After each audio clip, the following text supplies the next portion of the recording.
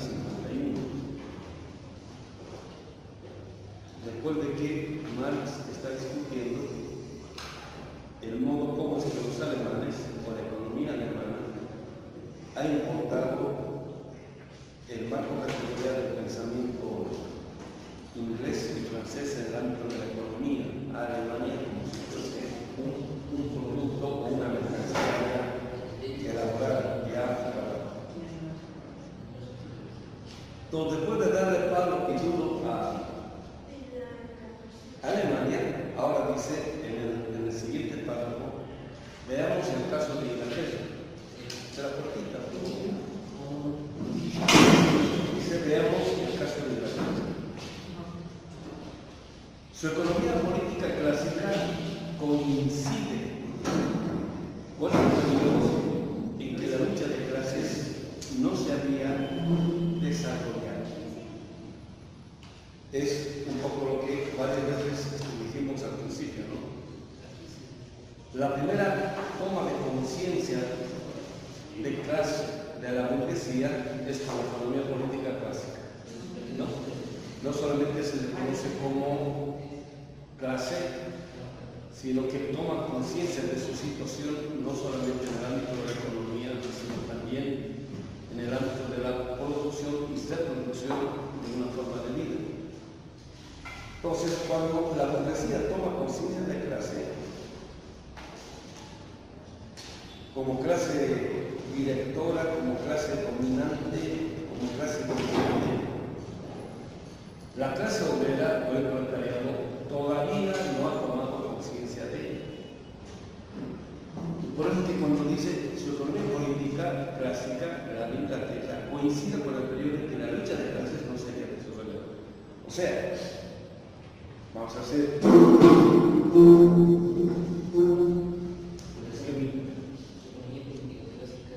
entonces, vamos a suponer que esto es Inglaterra, ¿no? El campo económico. Entonces, la burguesía toma conciencia con la economía política clásica. La burguesía.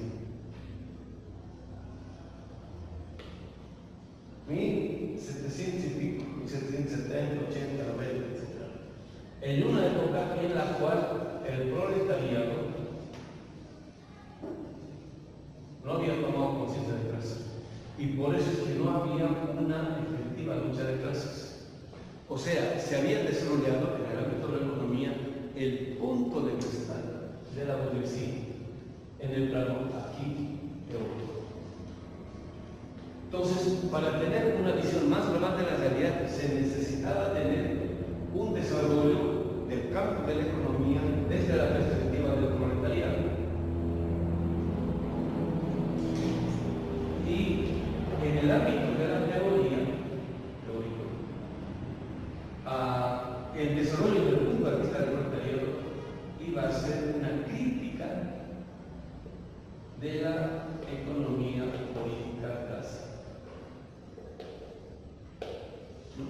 Entonces, cuando dice que coincide con un periodo en el cual no se había desarrollado la lucha de clases, quiere decir que es el suelo nutricio y propicio gracias al cual la burguesía con tranquilidad puede desarrollar su propio punto de vista y elevarlo al ámbito de lo que sea la ciencia. Entonces, falta, ¿no?, el suelo nutricio para que el proletariado pueda desarrollar su punto de vista teórico en términos de una crítica de este tipo de punto de vista teórico. ¿Se entiende? O sea, la reflexión teórica, en este caso crítica, no surge del vacío. Inclusive la reflexión teórica propia del proletariado o de los sectores dominantes tampoco surge del vacío. Se necesita un suelo nutricio. El suelo nutricio es aquel que alimenta como contenido las posibles formalizaciones, ¿no? Por decir, antes de la caída del muro de Berlín,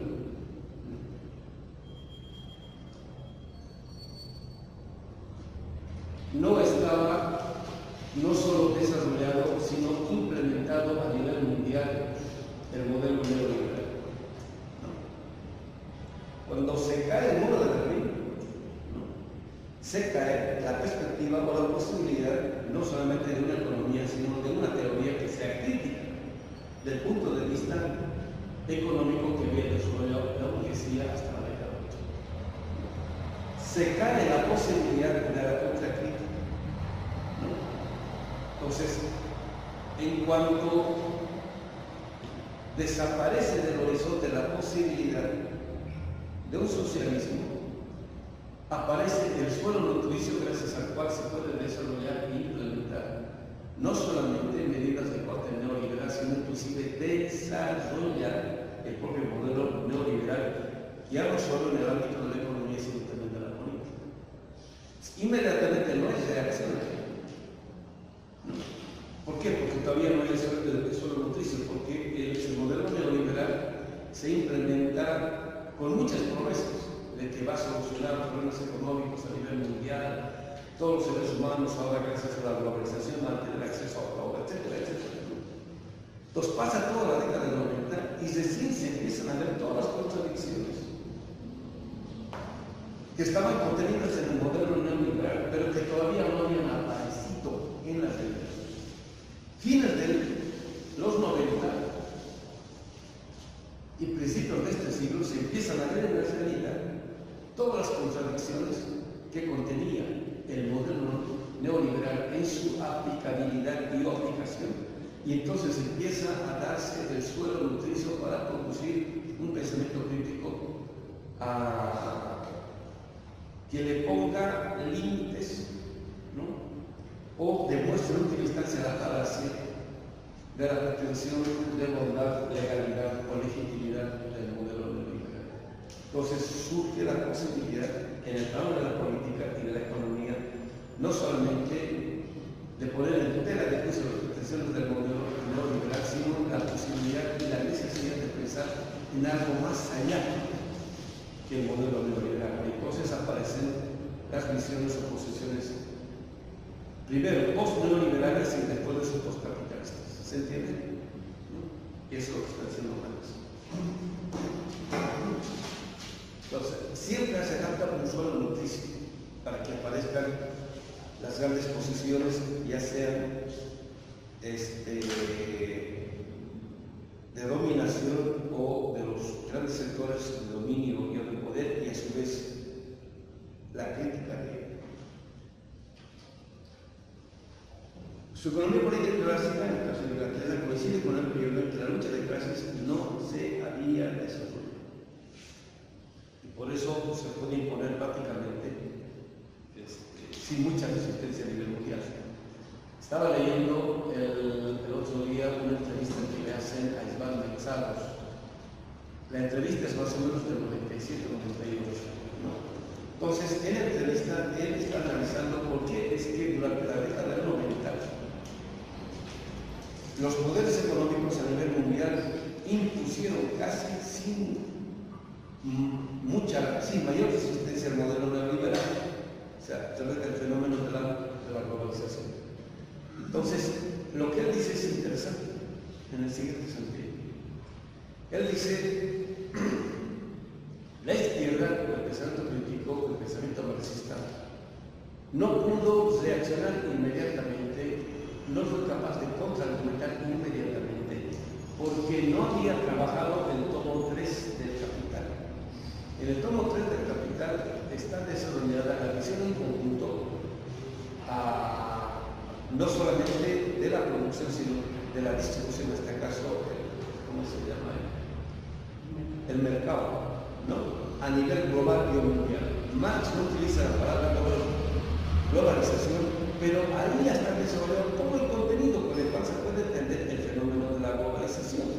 Dice, y yo mismo no utilizaba la palabra porque no se la había impuesto, pero todos mis análisis coincidían a eso y son fundamentalmente a partir de la reflexión en torno del tomo 3 del Capital, donde dice, bueno, un poquito estoy viendo que están mis palabras, ¿no?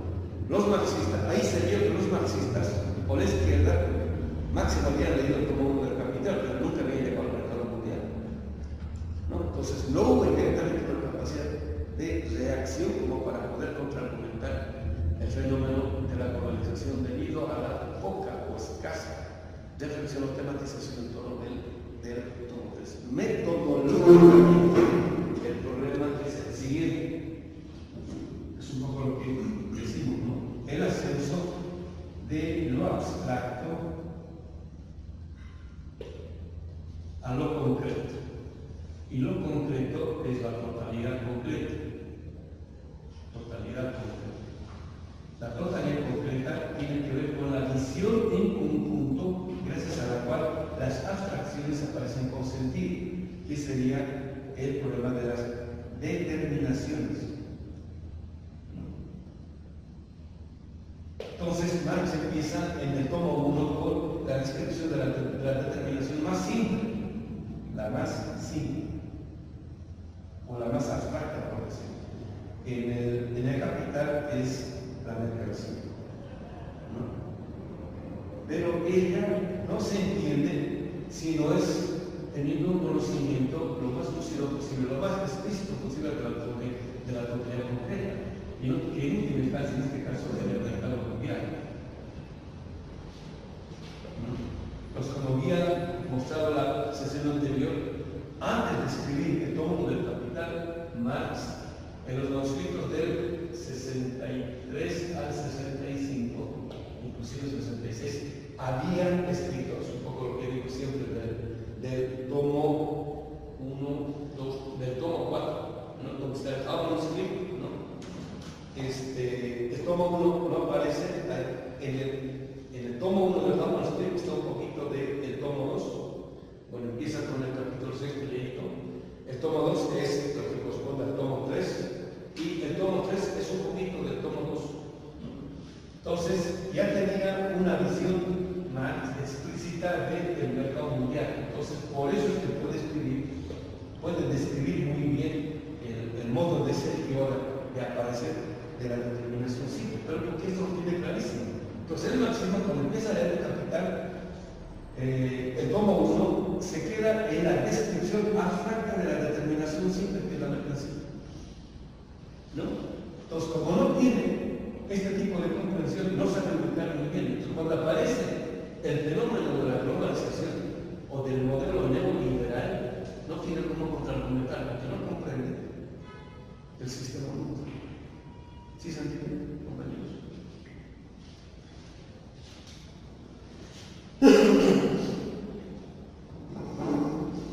Entonces, ahora de lo que se trata es no solamente tener la descripción lo más lejana posible del modo como aparecen las determinaciones simples, sino cómo podemos ubicarlas a ellas en el contexto del todo, en este caso del mercado mundial. Entonces, la hipótesis que manejamos es que después de publicar el tomo 1, Marx iba a publicar el tomo 2 y el tomo 3, entonces iba a mostrar el nuevo ascenso, ¿no? Y ahí en el nuevo ascenso Marx iba a llegar al problema de ya no solamente el mercado mundial, sino la movilidad, que es lo que se está empezando ya a visorarse, es un poco lo que hemos visto en la lectura de la introducción a la primera edición del tomo del Capital, cuando Marx dice que el objetivo último de este libro es mostrar o desentrañar o poner al descubierto el secreto de la sociedad burguesa. ¿Sí se acuerdan?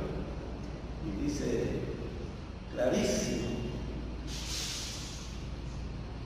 aquí está en el,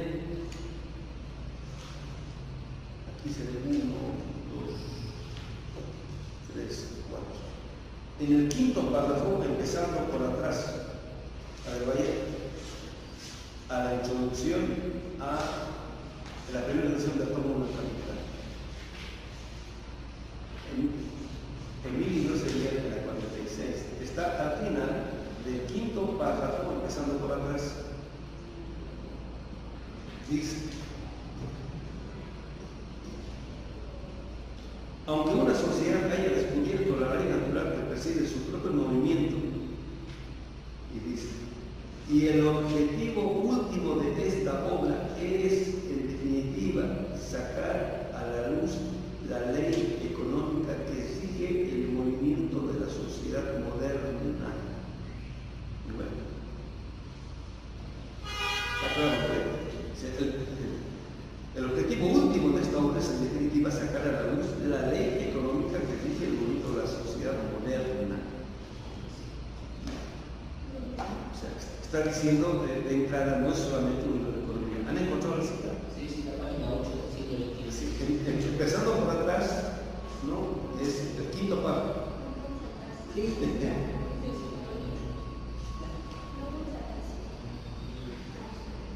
Sigo. El siguiente párrafo.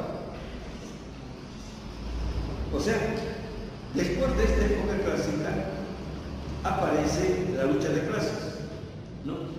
Y cuando aparece la lucha de clases, Marx va describiendo cómo es que van apareciendo teóricos que intentan entender eso, ¿no?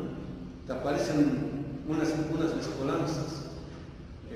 Entre ellos, bueno, ubica digamos, a los falsos hermanos del socialismo, como Proudhon, por ejemplo. Y dice, pues entonces el más interesante es el John Stuart Mill, ¿no? Y dice, pero vayan por esto, y al final, bueno, aparece, ¿no? Entonces es ya, digamos, la toma de conciencia desde la perspectiva de la clase obrera y el proletariado, ¿no? Pero en parte es porque el proletariado ha desarrollado, ha madurado una forma de luchar o de contraponerse económica, humana, políticamente ante el capital, ante la burguesía y o el capitalismo, ¿no? Entonces, si no hubiese habido una maduración de la lucha de clases desde la perspectiva de la burguesía, habría sido imposible la obra de Marx. ¿Se entiende esto, compañeros? No, o sea, no es solamente el genio de Marx, sino es gracias a que se apropia de ese suelo nutricio en el que aparece una bueno, Marx es la contraargumentación, ¿no? Pero aparece una lucha contraria a los intereses y desarrollo del capital, ¿no? Entonces, a ver, por ejemplo, el fenómeno Crash, digamos las conferencias magistrales, son producto de una coyuntura política en la cual cierto tipo de gobiernos, a los que se llaman las comunidades progresistas, se han propuesto medidas o post-neoliberales o post-capitalistas, ¿no? Pero en general post-neoliberales. El caso de la Cristina Fernández de Kirchner, todo lo que ha comentado, ¿no? Tiene que ver con el modo cómo es que desde un Estado capitalista en sentido estricto, ¿no? Que se pone desde el punto de vista de los intereses populares, ella misma dice, tenemos que destacar el concepto del pueblo. No nos oponemos a la implementación a ciegas del modelo neoliberal. Antes de ello, publicaron la conferencia que ella dio, bueno, no es conferencia, es la interpelación que ella dio en el Parlamento respecto de un tipo de ley biológica que el gobierno de Macri quiere hacer aprobar a huelga, ¿no? Que tiene que ver con una política relativa a el déficit cero, creo que es, ¿no? Que ella hace un recuento de cómo es que desde el 2004 en todos los países que han ido aplicando toditos ha fracasado. Dice, ¿y cómo ha fracasado en todos los países? Y aquí quieren implementar esa medida política de corte neoliberal, que es una imposición del Fondo Monetario Internacional. Y ella ha ido mostrando cómo es que se puede, digamos, recuperar la economía al interés del capitalismo, negando todo tipo de imposición económica al Fondo Monetarista, ¿no? Pero todo dentro del capitalismo, ¿no? Y la contraargumentación o la argumentación o el discurso, digamos, tanto de Monedero como de García Linera también iba en ese sentido, ¿no? ¿Cómo es que dentro del capitalismo, bueno, se puede desarrollar, digamos, una economía con interés popular, por decirlo, de todo dentro del capitalismo?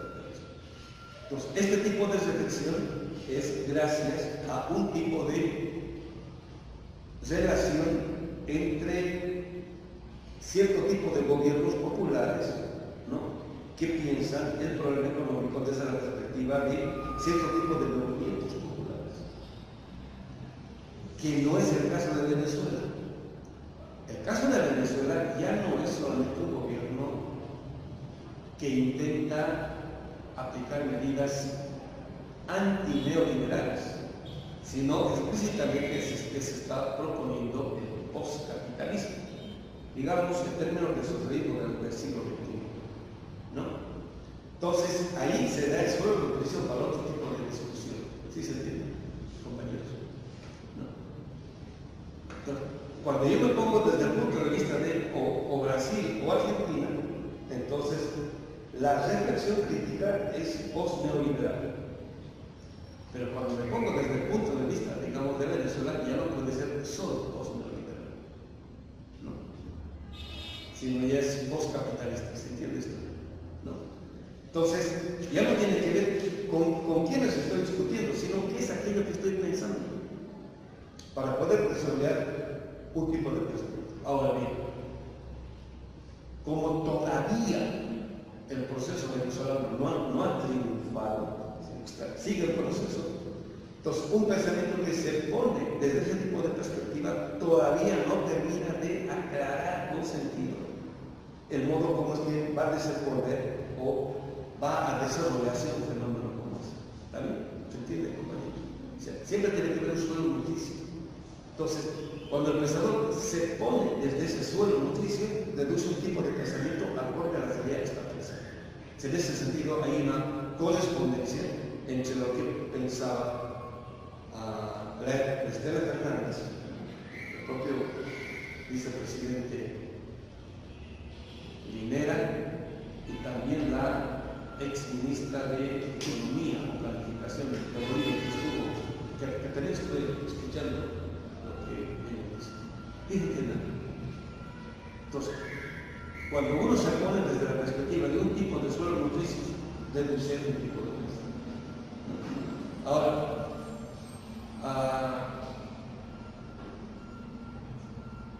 los acuerdos y desacuerdos teóricos aquí pasan a segundo plano, porque el problema no es teórico, el problema es cómo efectivamente está pensando la realidad.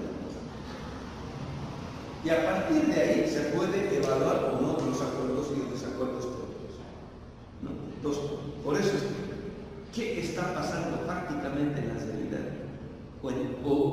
O la realidad limitada, o la realidad desde la cual uno está pensando, es fundamental, es tenerlo. Metodológicamente hay que tener claro. Y eso es lo que está describiendo aquí Marx. En el siguiente párrafo, la época subsiguiente. O sea, primero ha analizado el momento clásico gracias al cual se da el suelo nutricio para el surgimiento de la economía política clásica, ¿no? La época subsiguiente, 1820-1830. La época clásica sería más o menos 1770-1780, cuando aparece la expresión de Estados Unidos. Un poquito antes, un poquito después. Se distingue la Inglaterra por la vitalidad científica que se manifiesta en el dominio de la economía política. Ya se ha producido el marco categorial, entonces ahora se discute y se da un proceso de apropiación. Entonces, gracias a ello puede haber un ámbito académico en el cual se puede aclarar ahora con sentido las producciones teóricas, pero a su vez mostrar sus limitaciones y a su vez ver cómo es que se puede desarrollar todo eso. Por eso es que un proceso económico en el óptimo sentido de la palabra, o político en el óptimo sentido de la palabra, necesita de sus pensadores para poder aclarar con sentido no solamente los problemas, sino ver cómo es que se puede desarrollarlos. Por eso, un proceso económico político que no desarrolla su propia academia o su propio pensamiento es grave. No hay toma de conciencia de eso, de lo que se ha logrado, de lo que no se ha logrado, qué se ha hecho bien, qué se ha hecho mal, etc. Por eso es fundamental la aparición de propia academia pertinente al propio tipo de proceso que uno está viviendo. En ese sentido, la academia es academia cuando está a la altura de sus propios problemas. ¿Se entiende, compañeros? ¿No? Pues en ese sentido, digamos, la academia mexicana debiera pensar en primera instancia México y América Latina y después de eso el resto del mundo. Cuando se pone a pensar el autor del primer mundo, eso no puede ser. Está en la luna del país, ¿no? Paso al siguiente paso. La burguesía en Francia e Inglaterra había conquistado el poder político, ¿no? Fines del siglo XVIII, principios del siglo XIX, ¿no? La burguesía en Francia e Inglaterra había conquistado el poder político. Dicho de otro modo, después de la Revolución Francesa y la Revolución Gloriosa en Inglaterra y en Francia, ¿no? Que es mediados fines del siglo XVIII, ¿lo ven, compañeros? Bueno, es un poco lo que ya he cansado de decir el AMLO y se han cansado de decirlo el Evo y el García Linera, ¿no? Y también la parte de Lula y también la Cristina, ¿no? El hecho de que lleguen a las instituciones estatales no quiere decir que tengan el poder. ¿Se entiende, no? Están en la presidencia, pero todavía no tienen el poder. Ahorita el poder económico lo tienen las burguesías o las oligarquías, ¿no? Entonces, se tiene que dar todo un proceso igualito en Inglaterra y en Francia. Se hacen las revoluciones y llegan a las instancias estatales, ¿no? Están dominando el Estado, parece, ¿no? El presidente, los ministros, los secretarios de Estado, pero el poder económico todavía no lo tiene. Entonces hay un combate, hay una lucha política y económica. Entonces dicen 1820, 1830, ahora sí el Estado burgués ya ha tomado el Estado, después de como 50 años de lucha. ¿Se entiende eso, compañeros? ¿No? Ahora la burguesía no solamente está en el Estado, sino que tiene poder económico, ha sido capaz de desplazar económicamente a las anteriores monarquías. ¿Se entiende eso, compañeros? ¿No? Entonces, igualito tiene que pasar en México, ¿no? En los Estados Unidos, la pugna desde Clinton hasta Obama y ahora Trump es entre las viejas oligarquías y las nuevas oligarquías, ¿no? Las nuevas oligarquías, producto del modelo neoliberal, quieren ahora tomar todo el poder, pero las viejas oligarquías, ¿no?, que están en el Partido Republicano no dejan. Entonces hay una lucha, hay una pugna, ¿se entiende? Y por eso todas las democracias en la cual están. Entonces ahorita vamos a suponer que sube la ¿no? Morena, vamos a suponer que es un partido joven, vamos a suponer que es un partido joven y con gente muy popular, ¿no? Muy de izquierda, muy comprometida. Vamos a suponer que el AMLO pone a puros líderes populares de secretarios de Estado y de gobernadores. ¿Tiene el poder? Todavía no. El poder económico la siguen teniendo en parte de las transnacionales y las oligarquías y burguesías, de Slim y compañías. ¿Se entiende esto, compañeros? Entonces se tiene que dar una lucha, una pugna, que no es 5 años, o sea, no es un sexenio, un sexenio va a ser poco, nada. Se tiene que dar por lo menos 80, 40, 50 años en la cual se sea capaz de desplazar a las oligarquías anteriores e inaugurar un nuevo tipo de economía política, etcétera, acorde a los intereses del pueblo en la perspectiva en la cual, supuestamente, era la política. ¿Se entiende? No, por eso la política hay que pensarla a largo aliento, mínimo 50 años. Entonces, es lo que está haciendo Marx. Está analizando, es una reflexión metodológico, epistemológico, histórica, económica, preciosísima este pospaso de la segunda edición del Tomo del Capital, ¿no? O sea, más tienen un dominio total de todos. Entonces, ustedes jóvenes tienen que dominar así la economía mexicana, centroamericana, caribeña, latinoamericana, mundial, etcétera, para saber ubicar en qué tipo de periodos se está, no se está, etcétera, etcétera. La burguesía Francia y Inglaterra había conquistado el poder político. Desde ese momento de la lucha de clases, tanto en lo práctico como en lo teórico, se vistió formas cada vez más acentuadas y amenazadoras. Porque la burguesía, en este caso, en la medida en que tiene todo el poder, puede imponer de modos más drásticos por políticas económicas acordes a sus intereses. Digamos, puede explotar más. No solamente tiene el poder económico, y tiene el poder jurídico y o judicial para imponer jueces y o leyes acordes a sus propios intereses. Puede ser más descarado, más descarnado, más ladrón legalmente. ¿Sí se entiende, compañeros? Se vistió formas cada vez más acentuadas y amenazadoras, donde las campanas tocaron a muerto por la economía burguesa científica.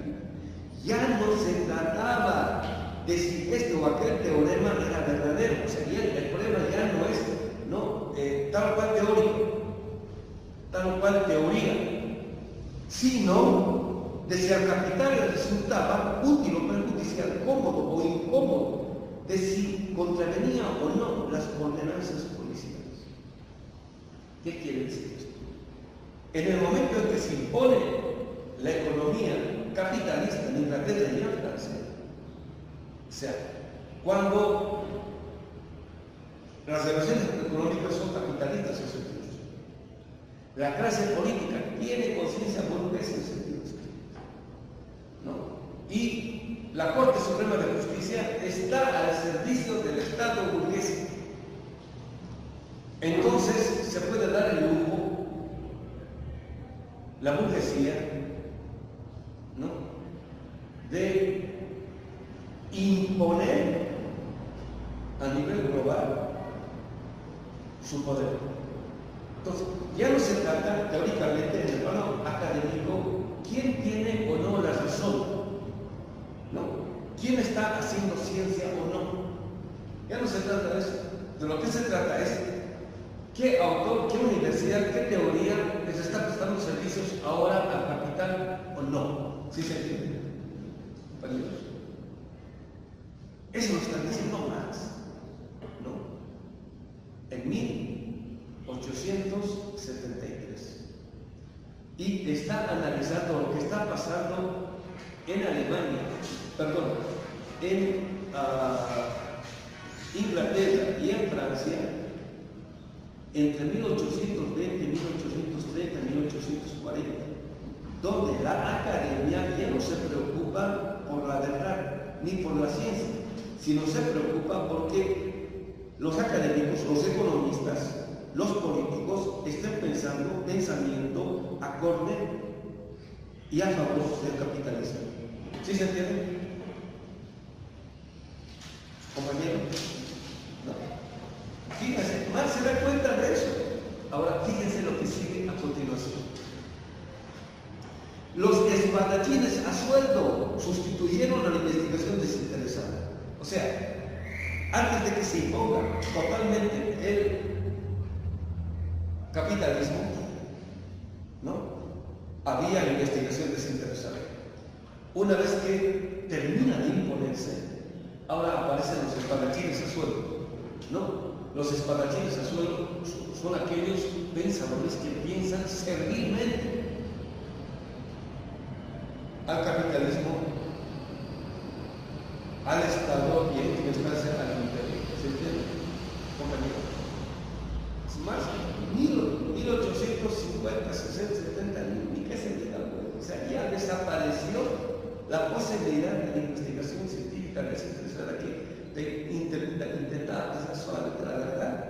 Ahora son espadachines a sueldo. No. En Estados Unidos les dicen gatilleros. O sea, es gente que piensa. Estaba releyendo, bueno, que no es releyendo, hace un rato que quería revisar la vida de Isaiah Berlin. Yo recuerdo que cuando llegué aquí a México, tirios y troyanos, izquierdistas y derechistas y todo el mundo leían sus libros, que son de las reflexiones más interesantes relativas a la libertad. Libros publicados, traducidos, etcétera, etcétera, ¿no? Y como era estudiante pobre, yo no tenía dinero para comprar sus libros, pero así lo ojeaba, ¿no? Y yo así intuía, oía, sospechaba de que su idea de libertad era bien liberal, pero no tenía claro que la cosa, pues, ¿no? Entonces ahora me conseguí una buena biografía, estaba realizando todo esto. Entonces, él es judío ruso y su infancia la vivió durante la Revolución Rusa, en 1920 más o menos. O sea, tenía como 12 años, 13 años, algo así. 12 años. Su familia emigró a Inglaterra y ahí él se formó académicamente. Y él se formó en un ambiente bien liberal. Y todo lo que desarrolla es liberal, ¿no? Y lo desarrolla de tal modo que hasta la izquierda, o sea, no solamente la derecha, sino la izquierda, está de acuerdo con su idea liberal de libertad, ¿no?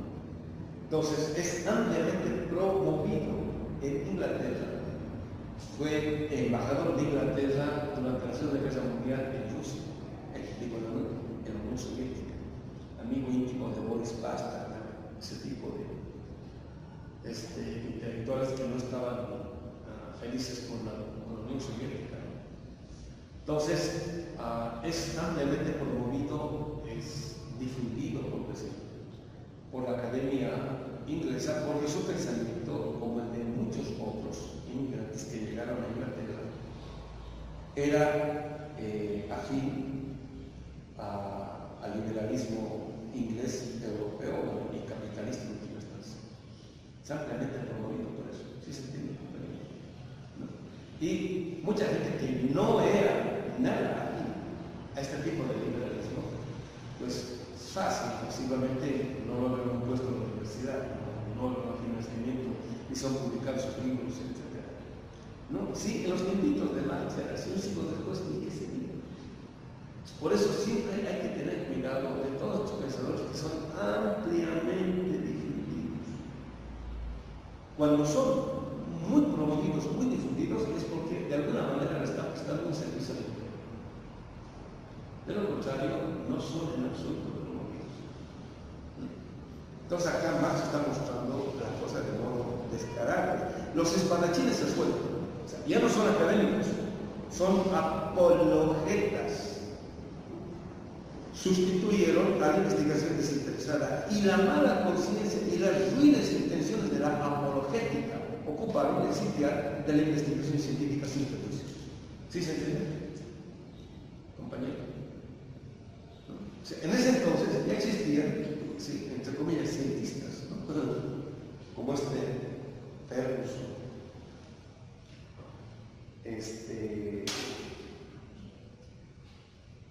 este libro de El Manual de Economía Política, con el cual, ¿cómo se llama? Hasta los economistas del Partido Comunista enseñaban en economía y en ciencias sociales.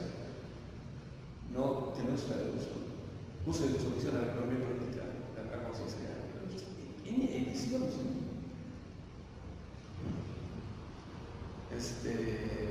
Es un pensamiento al servicio del capital. Está tan bien argumentado que hasta los izquierdistas enseñan con eso, con la política. ¿Sí se entiende? Entonces, los espadachines sustituyeron la investigación desinteresada y la mala conciencia de las intenciones de la apologética, ocuparon el sitial de la investigación científica sin prejuicios.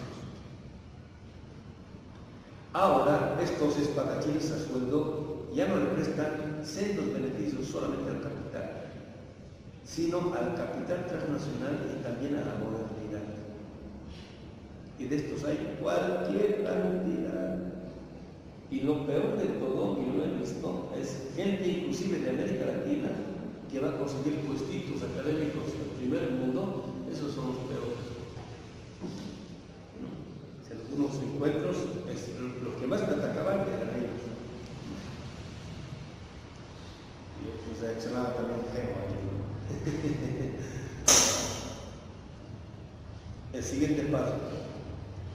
La Revolución Continental de 1848-1849 se reprodujo también en Inglaterra. Entonces, ahora es el suelo nutricio para que se dé el pensamiento crítico, ¿no?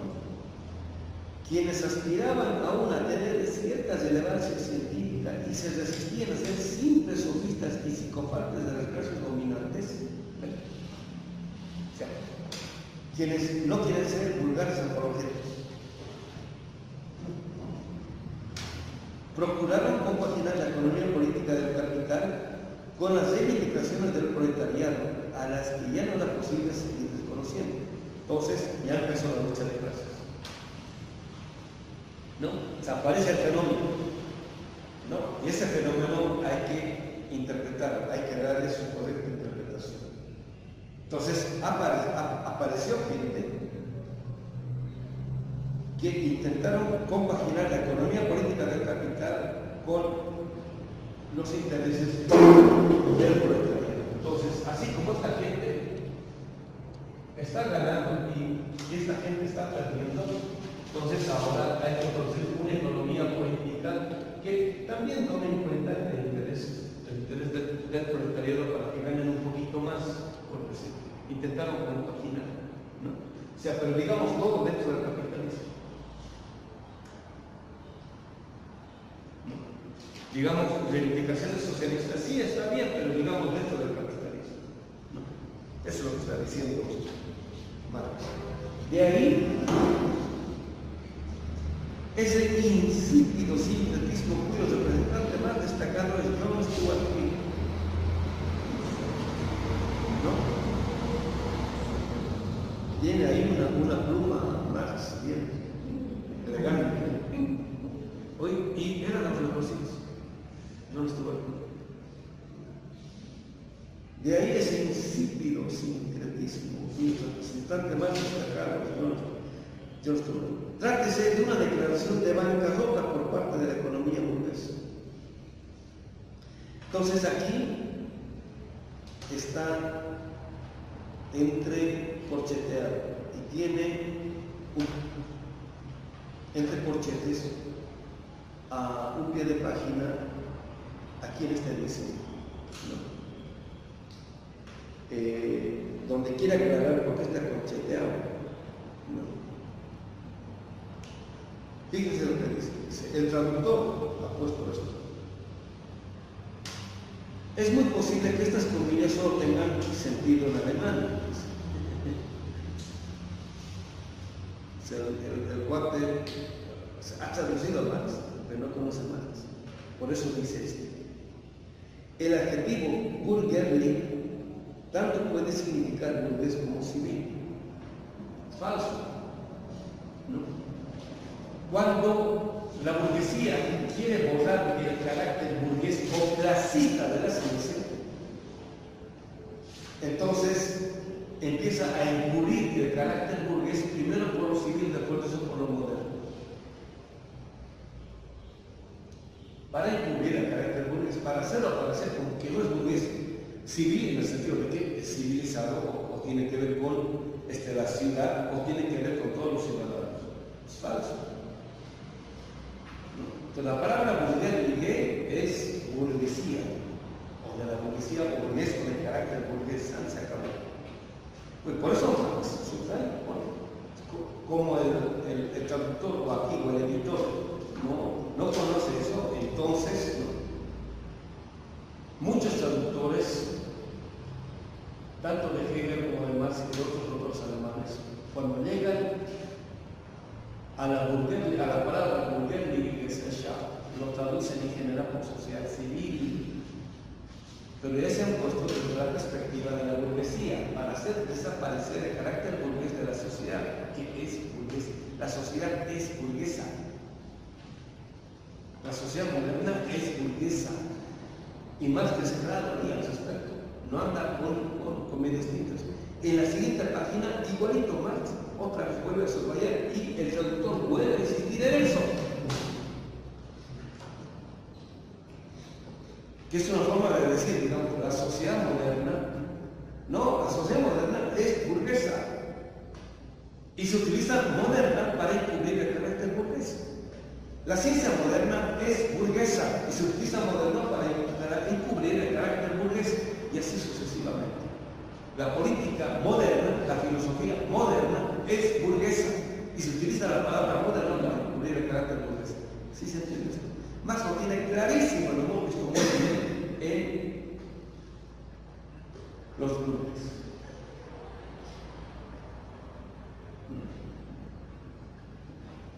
La ciencia moderna o la economía moderna o la política moderna no es un despliegue del punto de vista del proletariado. Y si alguna vez el proletariado, el pobre o el pueblo se identifica con ese tipo de conocimiento, es porque ya tiene conciencia burguesa. O sea, aspira a ser burgués. ¿Se entiende esto? Entonces, utiliza esa imagen que proyecta el burgués moderno del primer mundo como criterio de orientación para desarrollar su propia humanidad.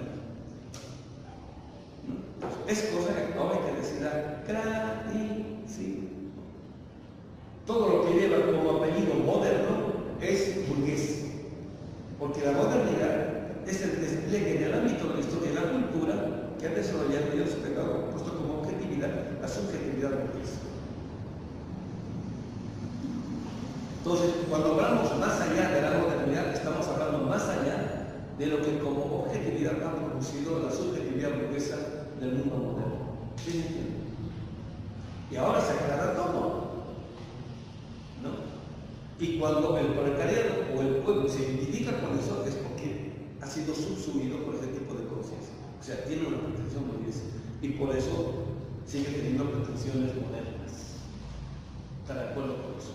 Y cuando afirma a lo moderno, es en contra de todo aquello que no tiene ni cultura ni historia moderna. Se encontra. Porque para la modernidad, todas las culturas que no tienen ascendencia moderna aparecen como inferiores. Es una negación encubierta de todo aquello que no es moderno. Y eso hay que decirlo con todas las palabras sabidas y por ahí. ¿No? Trátese de una declaración de bancarrota por parte de la economía burguesa. Ahora diríamos por la economía moderna, la cual es burguesa y no es civil. Aquí, como dice este pie de página. Los siguientes dos párrafos. En la siguiente parte, en Alemania, pues, el modo de producción capitalista alcanzó su madurez después de su carácter altamente, después de que su carácter se dice revelar tumultuosamente en Francia y Inglaterra.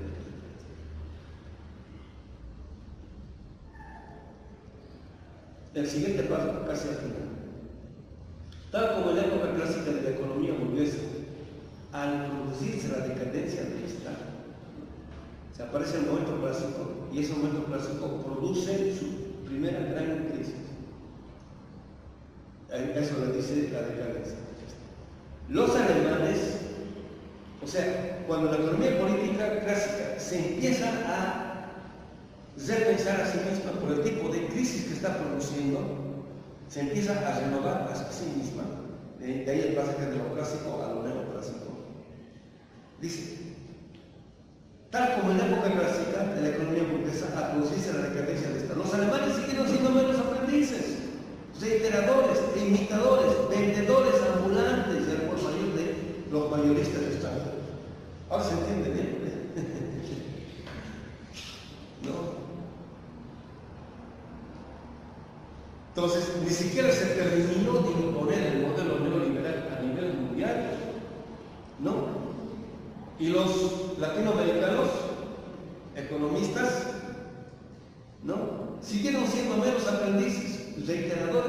imitadores, vendedores ambulantes en las facultades de economía. Desde la UNAM hasta la tierra de la todo China. Nos llenas de compañeros. Es mejor seguirse a ponerse a llorar. Imitadores. Cuando leen a los clásicos a partir de manuales son vendedores ambulantes, callejeros. Venden, en vez de ciencia, venden ayuca de ciencia. ¿No? Ni siquiera están en la academia. O sea, vendiendo, digamos, el conocimiento científico, voy a poner el ejemplo, ¿no? Ni siquiera están, digamos, en Perisur. No, están en Fayuca. Están en la Fayuca vendiendo en la calle, ¿no? Consuma tal cual el librito, tal cual. Duros machos, ¿no? Yo nunca he escuchado un comentario a Alfonso Asio así como usted. Siempre se son más rápido. Creen que no entendí. El siguiente paso. El peculiar desarrollo histórico de la sociedad alemana, pues, cerraba las puertas del país a todo desarrollo original de la economía burguesa. El desarrollo, ahora diríamos, colonizado de nuestras academias, ¿no? Cerraba las puertas del país a todo desarrollo original de una ciencia acorde, de un pensamiento acorde a nuestros propios problemas. ¿No? Y otra vez aquí vuelve a poner este concheteado, economía burguesa, y otra vez el traductor o el editor pone, dice, es muy posible que estas comillas solo tengan sentido nacional. El adjetivo burgués tanto puede significar burgués como civil. No, es burguesa, es economía burguesa, no es economía civil. Y pone otros ejemplos, por ejemplo, en Italia se traducía así, se traducía, pero ¿acaso es Italia lo que se traduce en economía burguesa? Y además, al principio, cuando aparecen los conceptos, es una pugna, es una lucha. La definición de los conceptos o la puesta de nombre de las disciplinas es un campo de lucha política, al principio. La economía política aparece como economía nacional, porque supuestamente está pensando en la economía nacional, nada más.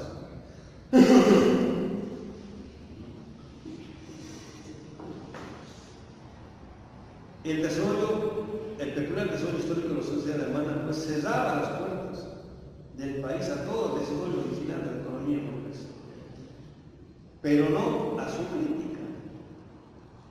En la medida en que tal crítica representa en general a una clase. Ahora ya está hablando de todo lo que él ha desarrollado, pero no solamente él, sino mucha gente, o sea, no solamente Marx, el deudor de mucha gente que ha pensado como él. En la medida en que tal crítica representa en general a una clase, no puede representar sino a la clase cuya misión histórica consiste en trastocar el modo de producción capitalista y finalmente abolir las clases, el proletario. Esta es. Entonces, primero, en el momento clásico de la economía política clásica, aparece la ciencia que piensa desde la perspectiva de la burguesía en sentido estricto. No, aquí cero pensamiento procedente del proletariado. Una vez que aparecen las grandes contradicciones, ¿no?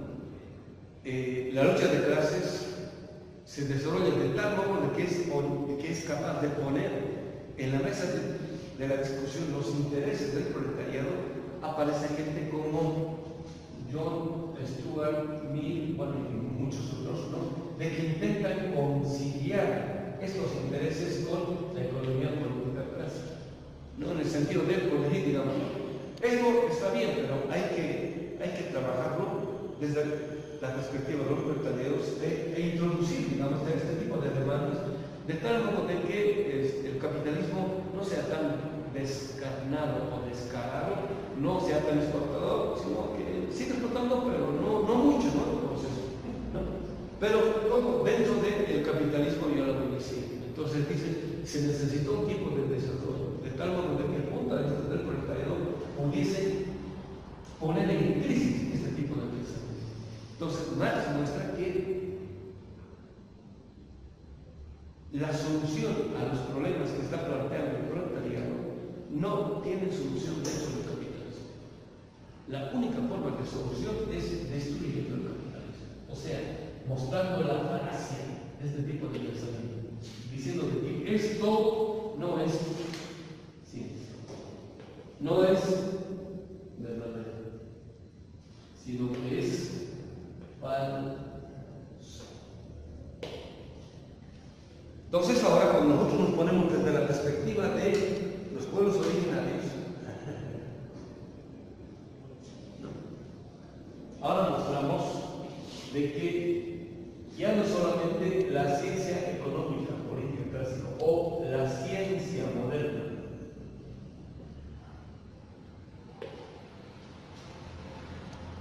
es falsa, sino que la modernidad es falsa. ¿Ves? Hay que hacer desaparecer inclusive esta contradicción. ¿Sí se entiende? O sea, ahora lo vamos mucho más radical. Y por problemas ecológicos, o sea, ya no estamos pensando desde el suelo nutricio en el cual pensó Marx, sino el desarrollo de todo ese tipo de contradicciones que Marx, bueno, en parte preveía, pero que no fue capaz de ver porque, bueno, son hace 2 siglos casi. ¿Sí se entiende, compañeros? Bueno, siglo y medio en concreto.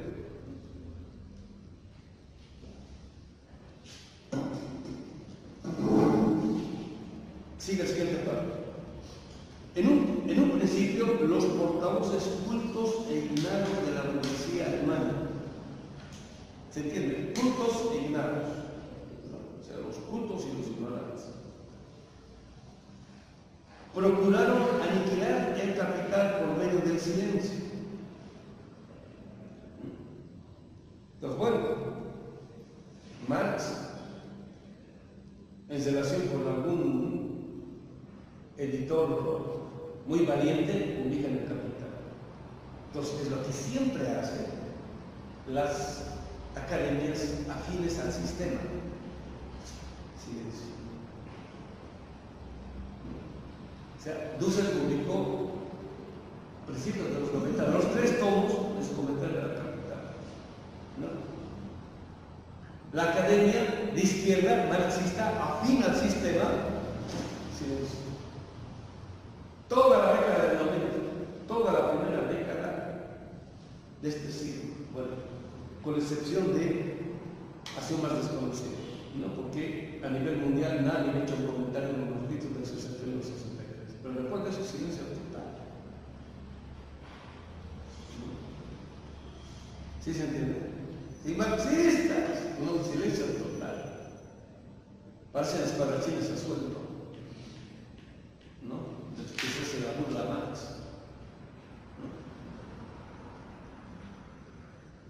¿no? A ver, este servidor igual ha publicado ¿qué significa antes de que la un solo comentario, y en francés, o sea, ni siquiera en español. ¿No? O sea, hay que saber antes de que suceda eso para que no eso normal, por decirlo. Si además le han hecho, imagínense. En la medida en que tal crítica representa en general a una clase, no puede representar sino a la clase cuya misión histórica consiste en trastocar el modo de producción capitalista y finalmente abolir las clases del proletariado. Entonces ahora, un pensamiento crítico que se presente en general a todos los ninguneados, ya no solamente por el capitalismo, sino por la modernidad.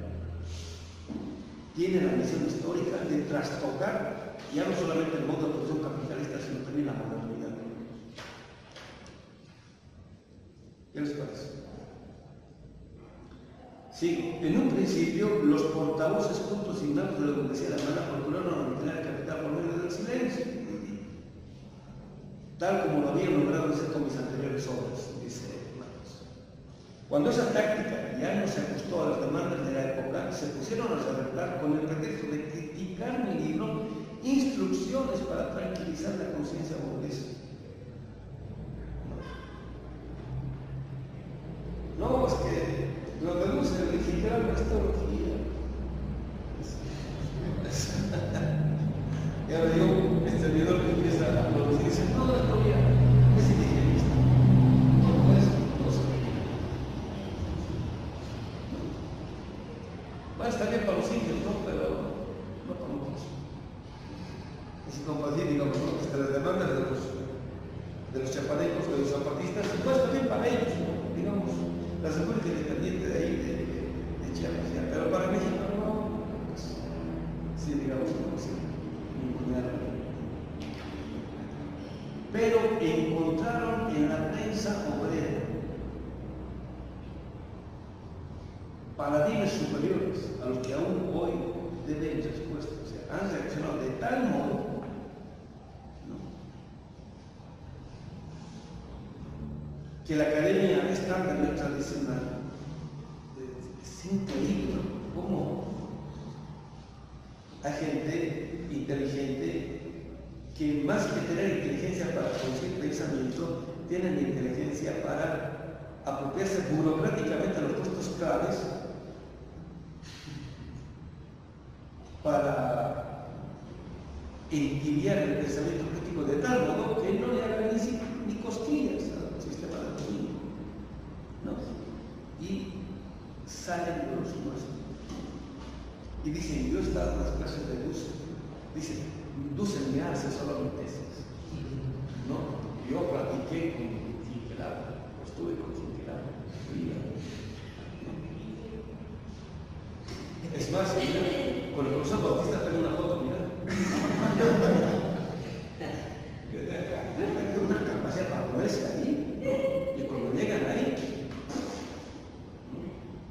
cero, bueno, a sus cuates, en los libros que ponen a sus cuates, pero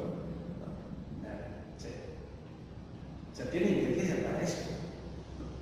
Entonces ahí Marx tiene un pie de página. Esto es de Marx, no es de los editores.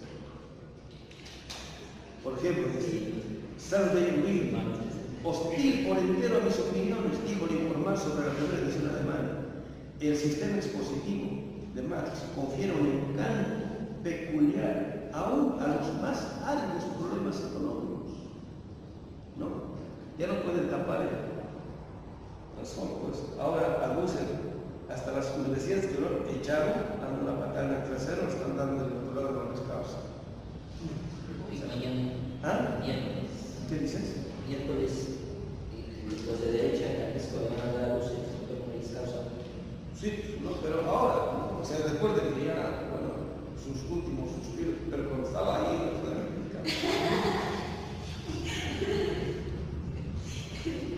¿no? Sí.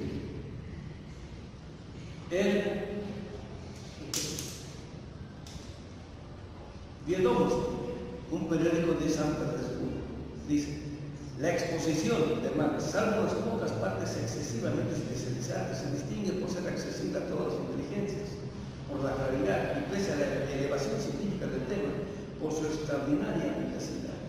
En ese aspecto el autor, ni de lejos, se parece a la mayor parte de los sabios alemanes que redactan sus libros en un lenguaje tan inteligible y árido como para romper la cabeza al mortal común inclusive.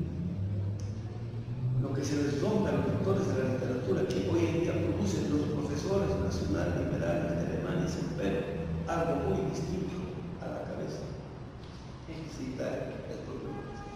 Siguiente paso. Casi al final. Marx está haciendo un comentario a los comentarios que le han hecho a él. Al final, en la lectura de esta meritoria obra, lo que sorprende al europeo occidental es que el autor mantenga consecuentemente un punto de vista teórico puro. ¿Qué quiere decir esto? Fíjense, los prejuicios hasta de Marx. En la primavera del 1872 apareció en San San Petersburgo, una excelente traducción rusa del Capital, ¿no? Entonces, es como si Marx estuviese en Alemania, ¿no? Y dijera, salió una traducción de mi libro en América Latina, ¿no? En español, ¿no? Se los manda, salió, es como si dijera así, ¿no? Y dice, y encima de ello, un comentario. Entonces dice, en la lectura de esta meritoria obra, ¿no? Porque está hablando del profesor, del señor Nikolai Ziegler, profesor de Economía Política de Kiev. Entonces, escribió un libro que se llama La teoría de la Ricardo sobre el valor y el capital. Entonces, ahí dice Marx, en la lectura de esta meritoria obra, o sea, interesante, ¿no? Hágate cuenta, Marx está comentando mucho, digamos, este es el libro. Lo que le sorprende al europeo occidental, ¿no? Es que el autor mantenga consecuentemente un punto de vista teórico puro, o sea, haber estado votados para sí, ¿no? O sea, los latinoamericanos también sabían sobre Texas. Eso es lo que está diciendo, ¿no? Ahora, el método, o sea, hasta más también tiene sus prejuicios, pues. El método aplicado en el Capital ha sido poco comprendido, dice Marx.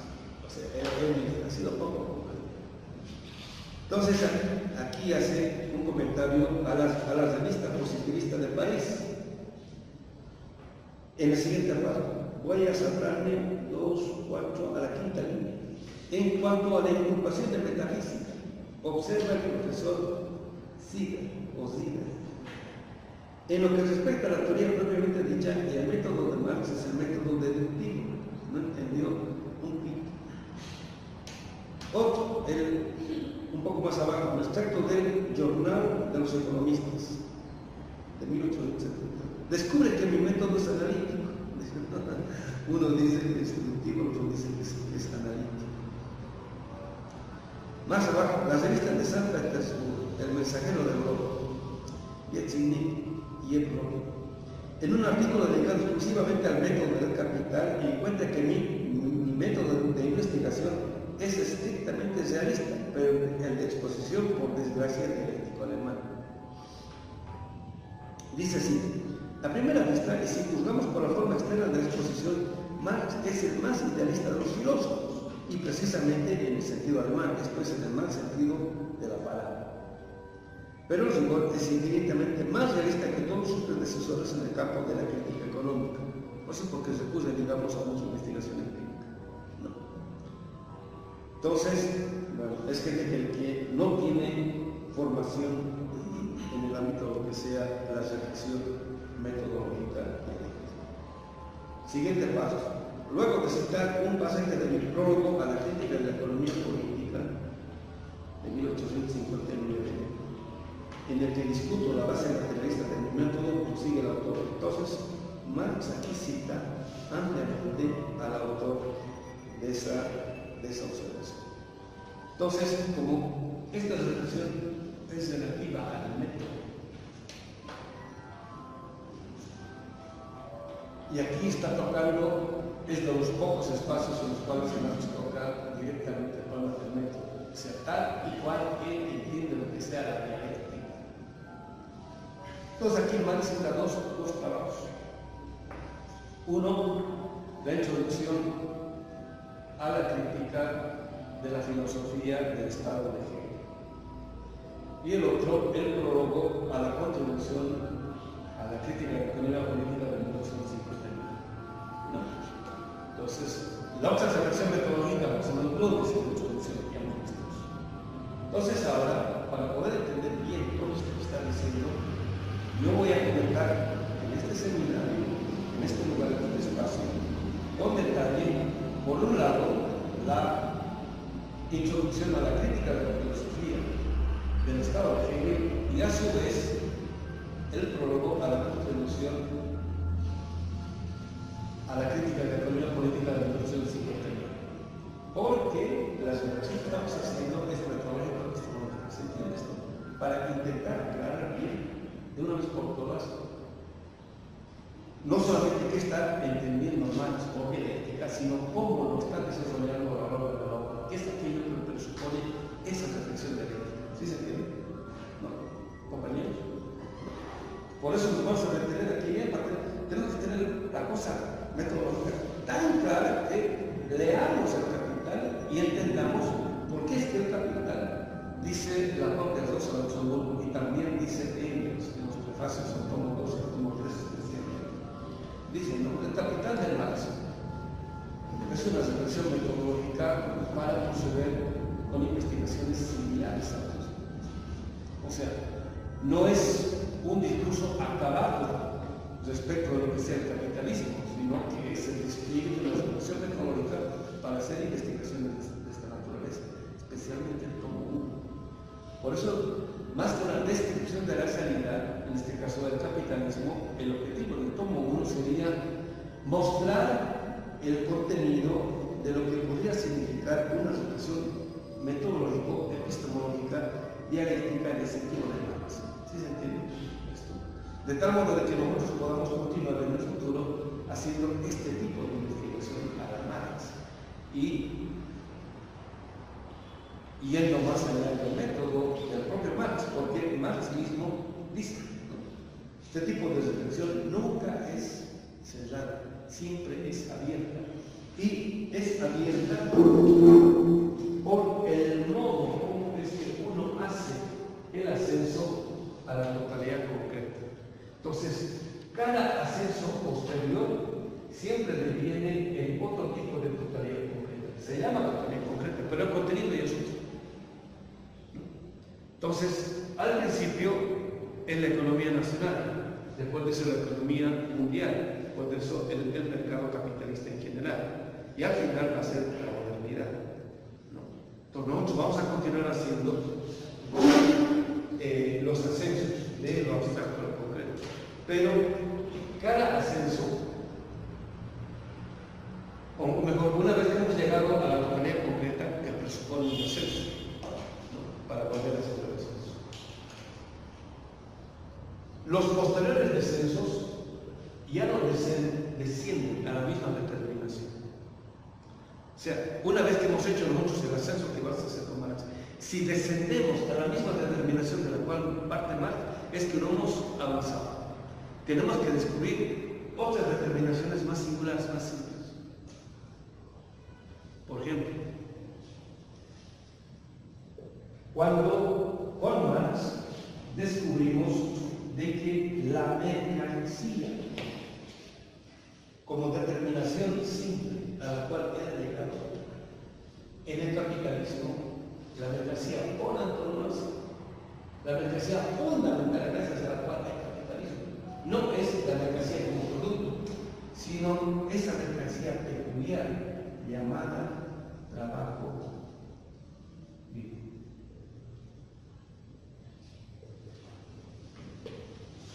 A la cual digo, no sé. ¿Sí se entiende? Entonces, cuando llegamos a este tipo de especificidad, el tipo de exceso ya no puede ser el mismo. Entonces, en el capitalismo esto es decreciente, pero si se dan cuenta, el tipo de radicalidad que hay entre partir de una mercancía como objetivación de un tipo de trabajo es distinto de partir de la mercancía como trabajo mismo. ¿Sí se entiende? La reducción de la humanidad o del trabajo de un tipo de humanidad a la misma lo que sea la mercancía. Y eso es más radical. Y esto aquí todavía puede desaparecer una antropología, pero acá tiene que aparecer del modo más claro posible una antropología. Y esa antropología que está presupuesto, hermanos, y es un poco lo que vamos a hacer. ¿Sí se entiende? ¿No? Entonces, tú se la has llegado acá. Entonces, como nosotros hemos hecho otro tipo de ascensos, ¿qué es aquello que presupone el trabajo vivo? Presupone un tipo de humanidad o ser humano. Pero hablar de ser humano como sujeto vivo presupone una naturaleza también viva, gracias a la cual este ser humano está vivo. ¿Sí se entiende? ¿No? Y cuando descubrimos esta otra determinación, más simple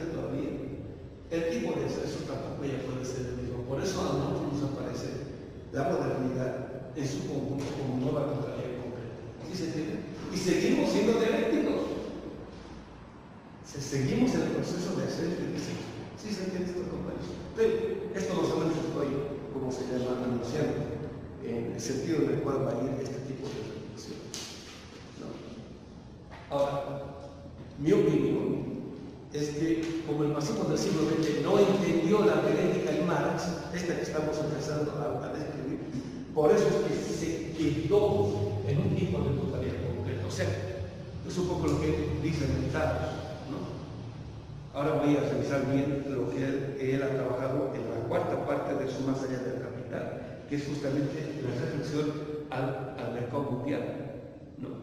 Entonces, él ha hecho este ascenso, ¿no? En el siglo XX, por eso ha descubierto, dice, inmediatamente que aparece el fenómeno de la globalización, dice, yo lo expongo muy bien, pero pues no hay recepción, no hay eco, porque los marxistas no han trabajado el problema.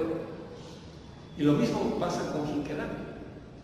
Hinkelhammer ha hecho el ascenso, ha descubierto no solamente el mercado mundial, sino la modernidad, y por eso le puede dar una crítica mortal al modelo neoliberal. En cambio, el marxismo del siglo XX, en la década del 90, no le puede hacer la crítica. ¿Por qué? Porque no han llegado a la idea correcta. ¿Sí se entiende, compañero? Y el marxismo aquí en México es muy triste al respecto. Yo me acuerdo del gran encuentro que organizó Octavio Paz con Televisa, que invitó a intelectuales de izquierda como Bolívar Echeverría y Sánchez Vázquez. Y Octavio Paz hizo todo ese encuentro para, digamos, glorificar, porque es que, bueno, ya estamos más allá del socialismo, al capitalismo ha triunfado, lo único que es racional de seguir aplicando, digamos, pensamiento liberal. ¿No? Todavía no ha hecho así con fuerza el modelo neoliberal, tan radical. El contraargumento que dieron, por un lado Sánchez Vázquez y Bolívar Echeverría, no le hizo cosquillas a todos esos grandes ideólogos que se invitó, ¿cómo se llama? Octavio Paz. Pero no es solamente el caso de México, es el caso de, por una América Latina, y por otro de salud. No hubo una contraargumentación que pudiese alertar al pueblo, a la clase obrera de lo que se venía. Por eso pudieron imponer casi sin resistencia el modelo neoliberal.